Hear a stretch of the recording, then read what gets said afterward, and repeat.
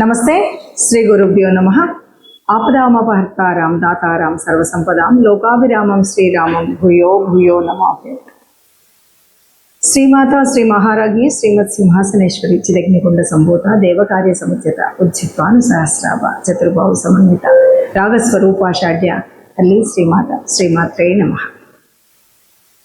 ప్రతి మాసం చెప్పుకున్నట్టుగా జూలై మాసానికి మరి గోచార స్థితిగతులు ఎలా ఉన్నాయి, ఆ గోచారంలో ఉన్నటువంటి ఈ గ్రహాల స్థితిని బట్టి యుతిని బట్టి మనకి ఒక్కొక్క రాశి వారికి అంటే ద్వాదశ రాశుల వారికి ఏ రకంగా ఉంటుంది అన్నది చూద్దాం.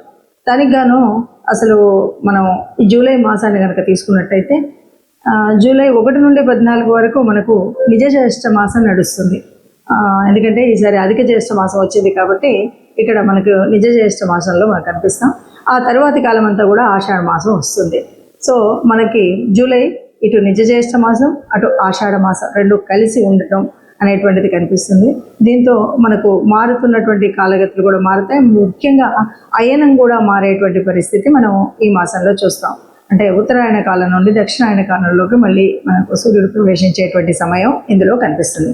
మరి ఇలా ఉన్నప్పుడు ఈ మాసానికి గాను గ్రహాలు ఎలా ఉన్నాయి అని కనుక మనం చూసినట్టయితే కుంభరాశిలో రాహు ఉన్నాడు, అలాగే మీనంలో శని, ఇవి దీర్ఘకాలికంగా ఉంటున్నటువంటివి. అలాగే మేషంలో కుజుడు ఉన్నాడు, దాదాపు 15 తర్వాత వృషభంలోకి మారుతున్నటువంటి పరిస్థితి. ఇక మిథునంలో బుధుడు రవి, అలాగే మరి కర్కాటకంలో గురు శుక్రులు. ఈ గురు శుక్రులు ఇద్దరు ఉన్నటువంటి దాంట్లో నుండి మరి 15 తర్వాత శుక్రుడు మళ్ళీ సింహరాశిలో కలవడం అనేటువంటిది జరుగుతుంది. సింహంలో కేతువు ఉంటాడు. ఈ రకంగా మనం ఒక రకంగా చూసినట్టయితే కుంభం నుండి కేతు వరకు, కుంభం నుండి దాదాపు సింహం వరకు రాహు కేతుల మధ్యలో ఉంది. దీన్ని మనము కాలసర్ప దోషం కింద కూడా గమనిస్తూ ఉంటాం. ఈ కాలసర్ప దోషం అంటే ఎప్పుడైతే అన్ని గ్రహాలు కూడా అంటే అన్నీ కూడా రాహు కేతువుల మధ్యలో మిగతావన్నీ ఉన్నప్పుడు తప్పనిసరిగా ఈ సమయంలో పుట్టిన పిల్లలందరికీ కూడా రాహు కేతువుల మధ్యలో ఉంటారు కాబట్టి మనకి సర్పదోషం అనేటువంటిది ఒకటి ఏర్పడుతుంది అన్నటువంటిది అందరికీ తెలిసినటువంటి విషయం. ఇక ఇప్పుడు మరి ఈ మాసానికి ఫలితాలు ఎలా ఉన్నాయో చూద్దాం. దీనికి అంటే మనం ఒక ద్వాదశ మాసాలకు కనుక చూసే ముందు ఒక మాట చెప్పుకోవాలి. ఎందుకు అంటే అసలు ప్రతి మాసంలో నిజంగా మా గతి మారుతుందా, మా స్థితి మారుతుందా అనేవాళ్ళు అనేకం కనిపిస్తూ ఉంటారు. నిజంగా గతి స్థితి మారుతుందా అంటే ఇది దేని మీద ఆధారపడుతుంది అంటే గ్రహాల యొక్క గతులను బట్టి, గ్రహాల యొక్క యుతిని బట్టి, గ్రహాల యొక్క స్థితిని బట్టి, దృష్టిలను బట్టి మార్పు అనేది అయితే ఉంటుంది.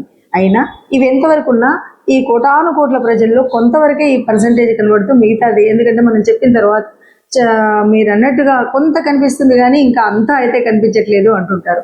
అంతా కనిపించాలి అంటే తప్పనిసరిగా చేయవలసినటువంటి పని ఏంటి అంటే తప్పనిసరిగా మీ జన్మజాతకాన్ని మీకు వీలైన చోట వీలైన వాళ్ళతో చూయించుకోవడం అనేది మంచిది. జన్మజాతకంలో ఉన్నటువంటి వాటికి అనుగుణంగా ఇప్పుడు మనము ఈ మారుతున్నటువంటి గ్రహాలకి ఎలా ఉంటుంది, ఇది సర్వసాధారణంగా అందరికీ కలిపి చెప్పేటువంటి గ్రహస్థితి. కాబట్టి గ్రహస్థితి మారినప్పుడు మన యొక్క జాతకం ఎలా ఉంటుంది అన్నది ద్వాదశ రాశులకు మనం చెప్పుకుంటూ వస్తుంటాం. ఆ విధంగా ఇప్పుడు ఒక్కొక్క రాశికి మనం తెలుసుకుందాం. తదుపరి రాశి 2026 జూలై కనుక చూసినట్టయితే తదుపరి రాశి సింహరాశి. ఈ సింహరాశి వారికి ఎలా ఉంది అంటే లగ్నంలోనే కేతు ఉన్నాడు, తర్వాత 7లో రాహు ఉన్నాడు, 8లో శని, 9లో కుజుడు, 11లో బుధ రవి, ఇక 12లో గురు శుక్రులు. ఇది పరిస్థితి. మరి ఇలా ఉన్నప్పుడు ఎలా ఉంటుంది అంటే సింహరాశి అనగానే మనకు తెలుసు సింహరాశి వారికి ఎలా ఉంటుందంటే అన్ని నిజానికి కూడా చాలా తెలివైనటువంటి వాళ్ళు, అన్నీ కూడా చేయగలిగినటువంటి ఒక స్థిత ప్రజ్ఞత ఉంటుంది. కానీ అన్ని వేళ నాకు అన్నీ తెలుసు నేనే చేయగలుగుతాను అనేది కాకుండా కొన్నిసార్లు సమన్వయంతో ఉండాలి, కొన్నిసార్లు పెద్దలు చెప్పినటువంటి మాట వినాలి, మిత్రుల మాట అనుకరించాలి. లేదు అంటే కొద్దిగా నష్టపోయేటువంటి పరిస్థితి ఈ సమయంలో ఉన్నటువంటి గ్రహస్థితిని బట్టి సింహరాశి వారికి ఉంది అని చెప్పొచ్చు. ఎంతసేపు నాకు తెలిసిందే చేస్తాను అన్నది కాకుండా పెద్దల మిత్రుల సహాయ సహకారాలతో మనం చేయాలి అన్నది కావాలి. అలా చేయనట్టయితే తప్పనిసరిగా మనకు ఇబ్బందులు కలుగుతాయి అని చెప్పొచ్చు. ఇందులో మనం చూస్తే కనుక ఈ నెలలో కూడా మనకు చాలా సామాన్యమైన విషయాల్లో కూడా కొన్ని రకాలుగా భంగాలు అనేటువంటివి మనకు కనిపిస్తాయి. కొన్నిసార్లు ఎట్లా ఉంటుందంటే లాభం, ఒక కంపెనీలో ఉద్యోగం చేస్తున్నాం, మన వచ్చిన డబ్బులు వచ్చినట్టే ఖర్చు అయిపోతాయి, మిగతా అన్ని కూడా ట్యాక్సులని అవని ఇవని ఇలాగా కనిపిస్తూ ఉంటాయి. లాభ శాతం అనేది కనిపించదు వ్యాపారస్తులకు కూడా. అలాగే మనం అవసరాలను సమర్థించుకుంటూ ఇబ్బందులను కొని తెచ్చుకునేటువంటి పరిస్థితి ఉంటుంది. ఇది చేయకపోతే ఎలా, అది చేయకపోతే లేదా, ఎప్పుడో ఒకసారి చేస్తుంటాం కదా అని లేనిపోని కొత్త అన్నీ కూడా అనవసరపు ఖర్చులు పెట్టడం వల్ల వచ్చినటువంటి డబ్బును ఏదైతే కూడా మనం సద్వినియోగం కంటే అప్పుల పాలవ్వడం ఉంటుంది. చాలా జాగ్రత్తగా ఉండాలి. అలాగే కొన్నిసార్లు మనం అవునన్నా కాదన్నా ఉద్యోగాల్లో బదిలీలు ఉంటాయి. ఆ బదిలీల వల్ల కూడా అదనపు ఖర్చు అనేది కూడా ఉంటుంది. ఆరోగ్యం కూడా పెద్ద గొప్పనైన ఆరోగ్యం కాకుండా సర్వసామాన్యంగా ఉంటుంది. చిన్నదానికి జలుబు చేయడం, జ్వరం రావడం ఇలాంటివి అయితే కనిపిస్తూనే ఉంటాయి. అలాగే ఇంకా మనం కొద్దిగా డామినేటెడ్గా మాట్లాడడం వల్ల కూడా స్నేహితుల దగ్గర నుండి, మిత్రుల దగ్గర నుండి కొంత వ్యతిరేకత కనిపించేటువంటిది ఉంటుంది. ఇక విద్యార్థులకు కనుక చూసినట్టయితే వాళ్ళు చదువుకునేటువంటి చదువు అంటే వాళ్ళ వ్యవహారంలో వ్యవస్థలో కొద్దిగా ప్రతికూలమైనటువంటి అంటే అనుకున్న సీట్ రాకపోవడం, అనుకున్నట్టుగా ఉండకపోవడం అనేది కనిపిస్తుంది. ఎవరికైనా సరే పర్లేదండి నేను చేసి పెడతానండి అని అప్పుడప్పుడు మనం హామీలు ఇస్తుంటాం, లేకపోతే కొన్ని చోట్ల సంతకాలు పెడుతుంటాం. ఇలాంటివి చేయడం అనేటువంటిది అస్సలు అనువైనటువంటి సమయం కాదు సింహరాశి వారికి. అలాగే మనం ఏం చేయాలి మరి అంటే ముఖ్యంగా దైవారాధన, సమన్వయంతో మాట్లాడడం. చాలా పెద్దవాళ్ళైనా చిన్నవాళ్ళైనా వాళ్ళకు కూడా తెలుసు అనేటువంటిది ఒకటి కొద్దిగా. ఎందుకంటే సింహరాశి వాళ్ళు ఎవరు ఏం చెప్పినా వాళ్ళు వినరు. మాకు తెలిసింది అనే నిజానికి కూడా వాళ్ళు స్థితప్రజ్ఞులు బాగా తెలుసు. అయినప్పటికీ కొన్నిసార్లు సమయం అనుకూలించినప్పుడు, గ్రహాల యొక్క అనుకూలత లేనప్పుడు తప్పనిసరిగా పెద్దల మాట లేదా అనుభవజ్ఞుల మాట వినడం అనేది కనుక మనం ఏర్పాటు చేసుకున్నట్టయితే హాయిగా ఉంటుంది అని చెప్పచ్చు. సింహరాశి వారి గ్రహ సంచారం వల్ల కొన్ని అంతంత మాత్రంగానే కుటుంబంలో ఉంటుంది అని చెప్పొచ్చు. ఎందుకంటే ఆరోగ్యపరంగా కానీ ఆర్థిక పరంగా కానీ జాగ్రత్తలు ఎక్కువగా తీసుకోవాలి. సింహరాశి వారు అంటేనే మనకు కొన్ని విషయాలు తెలుసు. ఏంటంటే మాకు అన్నీ తెలుసు అనేటువంటిది బాగా తెలుసు. అట్లాగే మనకు స్థితప్రజ్ఞత ఉంటుంది కాబట్టి ఇక పెద్దవాళ్ళు ఎవరైనా సరే లేకపోతే ఇంకొకరు మిత్రులు ఎవరో సలహాదారులు ఏదైనా చెప్తే అంత వినం, కానీ అది వినాలి. వినకున్నంతలో మనకు అన్నీ తెలుసు అంటే అన్నిసార్లు సమయానుకూలంగా ఉండడం అనేది ఉండదు, గ్రహాలు అనుకూలించకపోవచ్చు. కాబట్టి పెద్దల మాట వింటూ ముందుకు వెళ్ళాలి. అలాగే ద్వితీయార్థంలో రవి రాశి మార్పు జరుగుతుంది కాబట్టి మరికొంత జాగ్రత్తలు తీసుకోవాల్సినటువంటి పరిస్థితి ఉంది. అధికారులతో, ఉద్యోగులతో వీళ్ళందరితో కూడా లౌక్యంగా మాట్లాడడం నేర్చుకోవాలి. నాకే తెలుసు కదా అని ఇష్టం వచ్చినట్టు మాట్లాడడం అనేది కష్టాన్ని తెస్తుంది. అలాగే విద్యార్థులు అనేటువంటి వాళ్ళు క్రమశిక్షణ ఉండాలి, ఏకాగ్రత ఉండాలి. అది కనుక లేకపోయినట్లయితే చదువు సంధ్యల్లో కొంత భంగం కలిగేటువంటిది ఉంటుంది.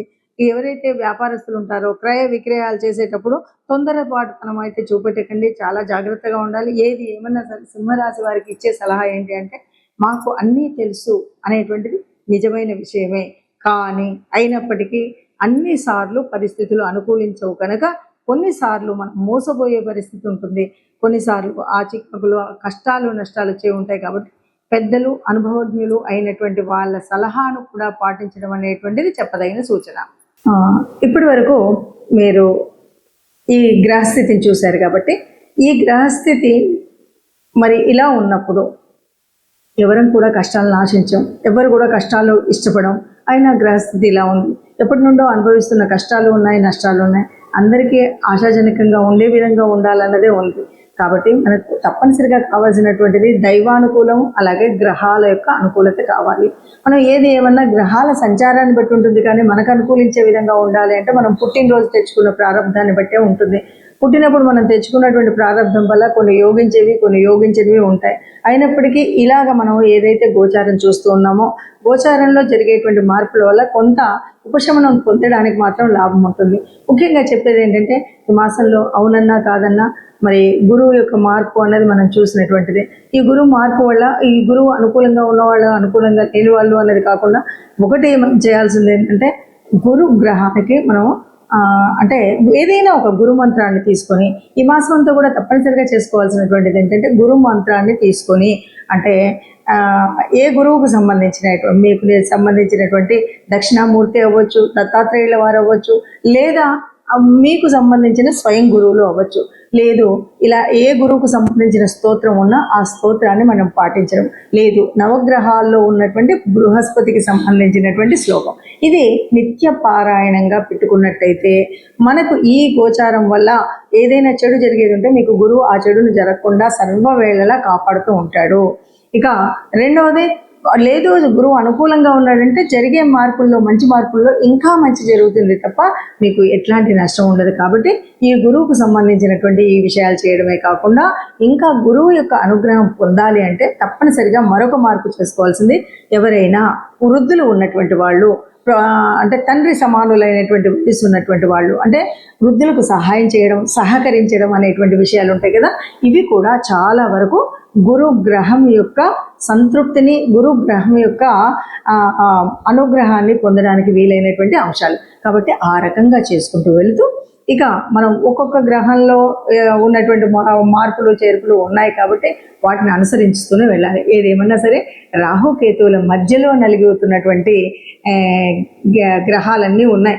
ఈ సమయంలో ఏది ఏమన్నా సరే వీలైనంత వరకు సుబ్రహ్మణ్య స్వామి దర్శనం కానీ, సుబ్రహ్మణ్య స్వామికి సంబంధించినటువంటి వరకు ఏదైనా స్తోత్రం, స్తుతి ఇలాంటివైనా చేసుకున్నట్టయితే చాలా వరకు మనం అనుకున్నటువంటి కష్టాలు ఏవీ లేకుండా నిబ్బరంగా ముందుకు వెళ్ళేటువంటి పరిస్థితి కనిపిస్తుంది. ఆ పరమాత్ముడు తప్పకుండా అందరినీ కాపాడుతాడు. అందులో మనం నిత్యం ఇలాంటి చక్కటి పారాయణం కానీ లేదా ఆ సంబంధిత శ్లోకాలను కానీ చదువుకున్నట్టయితే ఒక సత్సంగత్యం వల్ల, ఆ దేవాలయం యొక్క పాజిటివ్ వైబ్స్ వల్ల తప్పకుండా మనకు మంచి జరుగుతుంది. మనం ఎప్పుడు ఏ మాసానికి ఆ మాసం చూసినప్పుడు కొన్నిసార్లు ఏమవుతుందంటే ఆ మాసంలో మనకు అనుకూలించే విధంగా, అంటే గ్రహాల అనుకూలం ఎలా ఉన్నా కానీ మనకు ఆ మాసంలో వచ్చే కొన్ని పండగలు ఉంటాయి. ఆ పండగల యొక్క ఫలితాన్ని కూడా పొందేటువంటి అర్హత పొందాలి అంటే తప్పనిసరిగా దానికి సంబంధితమైనటువంటి పూజలు చేసుకోవడం వల్ల కూడా ఈ గ్రహాల యొక్క అననుకూలత ఏదైతే ఉందో దాన్ని మనం మాయ చేయొచ్చు. ఆ రకంగా కనుక మనం చూసినట్టయితే మనకి 16వ తారీఖు, జూలై 16వ తారీఖు మనకు జగన్నాథ రథయాత్ర ప్రారంభమవుతుంది. ఆ జగన్నాథుడు అంతకు మించినటువంటి గురువు ఎవరు ఉంటారు మనకి? ఆ శ్రీకృష్ణ పరమాత్మకు సంబంధించినటువంటి తత్వాన్ని చదువుకోవడం, వినడం, లేదా ఆ జగన్నాథ యాత్ర జరుగుతున్నప్పుడు మనం చూడడం, లేకపోతే మన ఏరియాల్లో కూడా ఇవాళ రేపు చేస్తున్నటువంటి జగన్నాథ రథయాత్రలో పాల్గొనడం, ఏదో అక్కడ సంబంధించినటువంటి విషయాలను వినడం చేసినట్టయితే మనకు ఉత్తమమైనటువంటి స్థితి ఉంటుంది.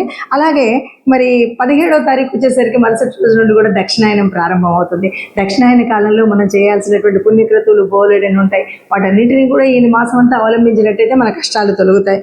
ఇంకా ముఖ్యంగా తెలంగాణ ప్రాంతంలో ఉన్నటువంటి భక్తులందరికీ కూడా మనకు తెలిసినటువంటి విషయం, ఈ జూలై మాసంలో ఆషాఢం ప్రారంభం అవ్వగానే మొదటి బోనాల పండుగ వస్తుంది. బోనాల పండుగ ఎవరికి చేస్తాము అంటే ఆ పరాత్పరేశ్వరి అమలగన్న అమ్మకి చేస్తూ ఉంటాం. కాబట్టి ఆ తల్లిని తెరవడం కూడా ముఖ్యము అనే విషయాన్ని మనం గ్రహిస్తే కనుక బాగుంటుంది.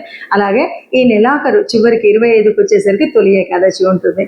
తొలి ఏకాదశి వచ్చింది అనగానే ఆ సర్వజగన్నాథుడైనటువంటి రక్షకుడైనటువంటి ఎవరైతే ఈ మనకు తెలుసు త్రిమూర్తులలో ఎవరైనా సరే బ్రహ్మ సృష్టిస్తే మరి విష్ణువు ఎప్పటికప్పుడు రక్షిస్తూ ఉంటాడు. రక్షణ కార్యం చేసేటువంటి ఆ విష్ణుమూర్తిని ప్రార్థించేటువంటి సమయం మనకు తొలి ఏకాదశి. ఏకాదశులన్నీ కూడా విష్ణుమూర్తికి సంబంధించినప్పటికీ తొలి ఏకాదశి రోజు స్వామిని ప్రార్థించినట్టయితే మనకు ఏ రకమైన కష్టాలు ఈ ఒక్క నెలే కాదు, రాబోయే 6 నెలల వరకు కూడా మనం అన్నింటి నుండి హాయిగా ఉండగలిగేటువంటి గ్రహస్థితి మనకు ఉంటుంది అని చెప్పుకోవచ్చు. అందరం బాగుండాలి, అందులో మనం ఉండాలి. జై శ్రీరామ్.